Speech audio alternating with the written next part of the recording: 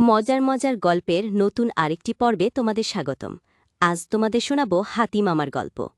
একটি জঙ্গলে ছিল এক শান্তশিষ্ট হাতি, যার নাম ছিল হাতি মামা। হাতি মামা ছিল জঙ্গলের সবচেয়ে বড়, কিন্তু খুবই দয়ালু এবং শান্ত। সব প্রাণী তাকে ভালোবাসত।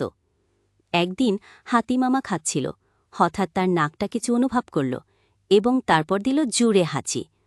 পাশে একটি বানর গাছে ফল খাচ্ছিল, হাঁচি শুনে গাছ থেকে পড়ে গেল, আমগুলোও মাটিতে পড়ল।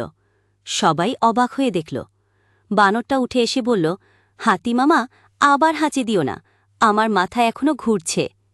হাতিমামা হাসি দিয়ে বললেন, আহ বাচ্চারা, কি যে বলো, আমার হাঁচি তো বায়ুতে মিশে যাবে। তবে হাতিমামা জানতেন তার হাঁচির একটা বিশেষ শক্তি আছে। সে আরেকটা বিশাল হাঁচি দিল। এবার হাঁচির সাথে সাথে আকাশে এক বিশাল রংধনু ফুটে উঠল। চারপাশের সব প্রাণী অবাক হয়ে রংধনু দেখছিল। ওহ ওহ ওহ বলে সবাই একসাথে চিৎকার করে উঠল।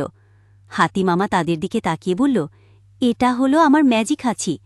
যখনই আমি হাঁচি দেই, আকাশের রংধনু ফুটে থাকে। তারপর সবাই একসাথে নাচতে শুরু করল। বানররা গাছের ডালে ঝুলে নাচছিল, আর সিংহ পেছনে পেছনে তাদের অনুসরণ করছিল। হাতিমামা একটু হাসি দিয়ে বললেন, সবাই মিলে নাচো, রংধনু আমাদের জন্য। তাদের নাচ আর আনন্দ দেখে হাতিমামার মন আরও খুশি হয়ে উঠল। এভাবেই হাতিমামার ম্যাজিক হাঁচি দিয়ে একদিন রংধনুর সব প্রাণীদের একসাথে আনে, আর তারা সবাই শিখল যে একে অপরের সাথে আনন্দ ভাগ করে নেওয়া সবচেয়ে বড় জাদু। পরবর্তী গল্পগুলো শুনতে সাবস্ক্রাইব এবং ফলো করে রাখো।